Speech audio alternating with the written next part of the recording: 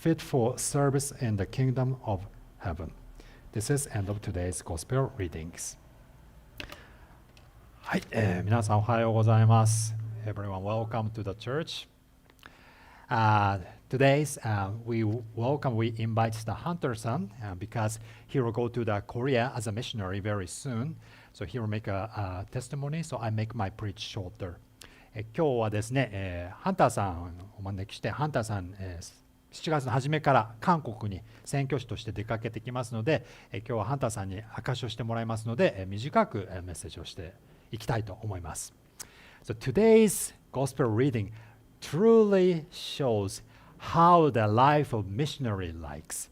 で今日の聖書の箇所はですね、本当に宣教師、キリストを伝える者はどんな生き方をするかということをですね、語っていると思います。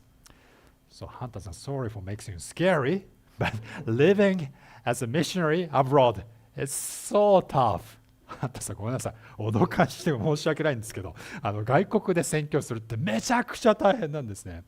So I did the same thing, and I witnessed a number of missionaries came to Japan from the United States.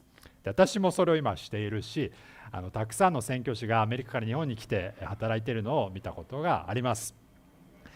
So I have one of the friend who came as a missionary from Korea, and Korea and Japan seems similar culture because we are all Asian, we are same Asian, but still the eating culture is so different. 私の友人に韓国からの伝道師、日本に来た友達がいるんですけど、韓国と日本って近いようなんですけど、食べ物の文化全然違うんですね。You guys know the Japanese soba noodle, buckwheat noodles, the black noodles? The Korean missionary came to Japan day first. He went to the restaurant and he ordered soba noodle, which he didn't see in his country back Korea.でその韓国の友人はですね、日本に来て最初の日に蕎麦屋に行って蕎麦頼んだんですね。で彼は蕎麦を韓国で見たことがなかったわけです。So when we order the deep soba in Japanese restaurant in the cold noodle style, he have never seen, he didn't know how to eat cold soba. So で彼はざるそばを頼んだんですけど、ざるそばの食べ方知らないんですね。So what he did was he just ate the plain noodle without sauce soup. So he just ate the noodle only. Then he felt that why this noodle doesn't have any taste? Why I have to pay for this noodle? It tastes nothing. Then later, he drank the soup, sauce, at all. Then he said, what a strong taste it is. This restaurant is awful.But the way we eat the cold soba is we scoop the noodle little by little and dip it to the sauce, then eat it. But he didn't know that, and nobody tell that. These kind of thing happens every day in missionary's life. で彼はですね、ざるそばを頼んだんです、そば屋で。だけど食べ方知らないので最初そばの麺だけ食べたらなんて味のしないまずい麺なんだと思ったそうですね。でその後ざるそばの、つゆですね、つゆをわーって飲んだらものすごくしょっぱくてなんだこれはとひどい料理だと思ったらしいんです。でも正解はそばの麺を取ってスープにつけて食べるんですね。でこういうわからないことっていうのが海外の生活では毎日あります。So Jesus said, the life of missionary, the fox has den, birds has nest, but the Son of Man does not have a place to lay his head down. でイエス様はこう言ったんですね。狐には穴がある、空を飛ぶ鳥には巣がある、だけど人の子には枕する場所もないというふうに言ったんですね。So is that torture being missionary? Is it just going to the suffering being missionary? Is that the meaning we go another country be as a missionary? I don't think so. ではですね、宣教師になる神の国を伝えるっていうのはもう試練の中だけに飛び込むということでしょうか。私はそう思いません。Even though the Son of Man has no place to lay down his head, but there is a place because he represents King of God.Even though he has no reached place, Day to day, God provide us the place. This is the foretaste of kingdom of heaven. でですね、枕するところがないけれども、神の国のために生きる人は日々神が場所を与えるのです。神の国の前触れです。So from 2 weeks from now, we sent Hunter-san as a missionary to Korea. でこれから2週間後にハンターさんを韓国に宣教師として送ります。And I witnessed number of churches, the mother church of the missionary. They always said, "Hey, we pray for you. Take care. Good luck." That's it. で私ですね、たくさん宣教師を送ってる教会見てきたんですけど、頑張ってね、祈ってます。気をつけてねってそれで終わっちゃうんですね。We don't want to be that church. We're connecting with our missionary, supporting financially, spiritually, and mentally. And he will tell us many things, and we will support, so that kingdom heaven will expand very dynamically. そうでなくて私たちは彼を経済的にも精神的にも信仰的にも支えていかなきゃいけないし、彼がいろんなことを教えてくれると思いますし、私たちも彼らをサポートして、そして神の国は広がっていくと思うのです。And not only Hunter-san, each single of you are ambassador of kingdom of heaven. That's what Jesus saying in Bible. Not even if you are not going abroad, you meet the people today, you meet your people tomorrow. You are the ambassador of Jesus Christ. You share ministry, you share the peace, you share the mercy, you share the forgiveness, which only Jesus Christ can provide. でですね、海外に行く人たちが宣教師だけじゃなくて、皆さん全員が例外なく神の国の代表者です。皆さんがキリストの愛を伝え、皆さんがキリストの許しを伝え、皆さんがキリストの慈しみを今日会う人に伝え、そして明日会う皆さんの人々に伝えるのです。そうやって神の国は広がっていくからです。Okay, now let us welcome Hunter-san as a new missionary for Korea. では、ハンターさんに証しをしていただきたいと思います。じゃあ、ハンターさんどうぞ。はい、お願いします。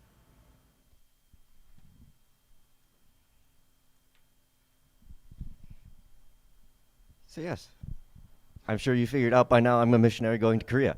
Yeah, I wanted to share, or Pastor Sekino asked me a bit to share kind of my testimony, especially over this last year, but just I'm pushing a few years further to when I felt the first kind of call to go into missions work and to be a missionary. And that was back in 2018 now, which was my senior year of high school.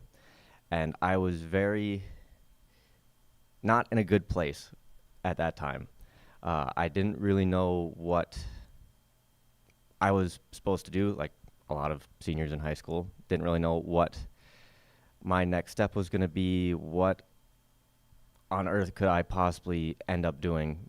I didn't really feel any sort of conviction to do anything like for college, to study, to do a certain job.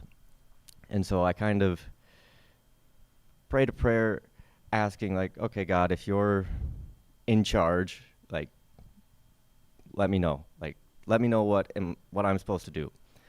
And so later that year, wasn't voluntary, it was required by my high school, but we went to went on a mission trip to the Dominican Republic, and that was my first experience leaving the country, doing anything remotely related to ministry or missions or things like that. And my best class in high school was always Spanish, and so in Minnesota there's not that much opportunity to use a ton of Spanish in your day-to-day life. But then going to the Dominican, it just kind of this eye-opening moment about 3 days in where I'm just there. I'm able to do something meaningful, and all it was asking, like, a 5-year-old girl, like, how can we pray for you? Like, asking that question and then understanding and hearing the simple prayer request of just like, oh, pray for my mom, she's sick. And that moment from there, I was like, this matters more than anything else I could possibly do. And so that's kind of where it all started. Did a missions training school that was very, very difficult in terms of the impact that it had on me spiritually, just from some of the less ideal things that happened there. But I felt an even deeper sense of calling and peace in being a missionary. So came back here, been in Minnesota the rest of the time until last year when I was finally able to go on a short trip to Japan and to Korea as well. And a year ago, or last April, I came back with the intention of spending maybe a month or two back in Minnesota before leaving on a long-term visa sometime last summer. That did not go according to my plan at all. As many of you probably have realized, I've been here the whole time. So it's been a lot more difficult of a season, both in life and in faith, if I'm completely honest. And that's what I want to be with my church that's sending me. It's been very hard of having an expectation, feeling like I should be able to go. I can go. God, why don't you do this? Why aren't you sending me? Why am I not going? Why are there so many problems coming up? Just like felt like thing after thing after thing went wrong, to the point where like several times, like, is this even what I'm supposed to do? Like, did I get this wrong? Have I been wrong this whole time? Did I miss a sign? Did I miss something? Should I have listened? Should I have done something different here? And yeah, having many, many, many of those moments of just praying prayers, not necessarily asking God for guidance, but more just like complaining and venting, and not really, obviously not being in the best place mentally or spiritually with everything. But now looking back, going like, okay, I'm seeing how God's working all of these things together, because in the last week and a half, I found out a week ago from this last Friday, so 8 days ago, I found out like I can buy a ticket and go to Korea. And so, and Pastor Sekino can tell you all this, that Monday, I believe, we met, and I met with Pastor and said, this is hard. I don't think I'm ever going to go. Like 5 days prior to that, I'm thinking like, I just don't think it's going to happen. And in 5 days, I go from, I don't think I'm leaving this year, to, I'm not leaving in 3 weeks. And which is a huge praise. But it was a big one, because, I mean, mentally, I was in a place of like, I just don't understand. I don't get it. And now, I mean, I'm only another week into the preparation and the processing of everything, but seeing how God has been working things together with a different mindset and being more aware of what he has been doing, I've been like able to look back and go like, okay, over these last 15 months, I see how he's been working. I see the things that he's been blessing me with. I see the things, and I see the moments in my life now, looking back, where he was working, which I'm sure all of us have a ton of moments like that. But this last Wednesday, I joined via Zoom the chapel service for the church over in Korea that I'll be working with.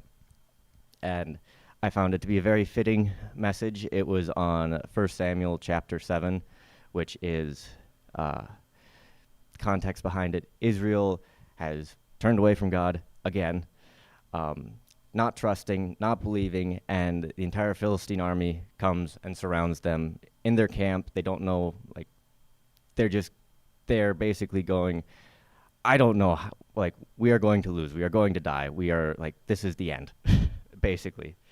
And they go to Samuel, they pray to God, and it's just a heartfelt cry of, like, God, save us, like, help us. And part of that in verse 12, I'll read that real quick. Then the prophet Samuel took a stone and set it up between Mizpah and Shen, and called its name Ebenezer, which means, until now the Lord has helped us. And so just like in the last year, I've been in places where it's been very easy to trust God, but most of the time it has been the opposite of just feeling overwhelmed, feeling confused, feeling fearful of whether or not things are ever going to happen. And now, in the moment, like crying out to God and like seeing Him, He's obviously been working this whole time, but seeing Him now like open the door fully that I can go, I'm able to see and kind of have this same moment of, all right, I've seen how God has been faithful this whole time. I couldn't in the moment because I was not paying attention to Him. I was not looking at God wholly with that faith, with that commitment to it, because I was so freaked out by everything else going on in my life and the fear or the questions. But I'm seeing He has been faithful until now. He will continue to be faithful. And so now, leaving in about 10 days on July 10th, it is now, like Pastor Sekino said, it's not going to be easy going as a missionary. I'm not going to get there and like, oh, this is the easiest thing I've ever done. Everything's smooth and I understand everything. Like, I'm still learning the language. I'm going to have several moments like not understanding how to eat a meal the right way, dressing the wrong way, saying a word wrong. Like, I'm going to have a lot of those moments. So I'm not by any means expecting like, oh, like life is just going to get 100 times easier by going. But I know part of it is I'm seeing how God is working. I know He will continue to work that good thing out in me, through me, around me, through the people around me, through the church, His church, all around the world. And like, with everything that could go wrong, that has, quote unquote, gone wrong in the last year, according to me, like, God's still working that out for good. And so I'm far from, I'm sure, being very confused and, or I'm very far from having everything figured out and having a ton of peace about everything, but taking this next step finally has been a huge praise to God in my life, and also a very terrifying and exciting moment of the waiting finally being over and everything coming together in 3 weeks in what drew out to be almost a year and a half. So I'm incredibly thankful, and I hope, yeah, I don't know what everyone here is going through personally, but I mean, just in my story right now and what God's worked out, He is faithful. He will continue to be faithful even when you are very confused and frustrated and angry with Him, because it's not about us. It's not about our ability. It's about His provision and His grace and His forgiveness and His faithfulness to us. So, yeah, that's just what I've been gathering and processing and going through, especially in the last week, but over this last year and a half almost. So, thank you.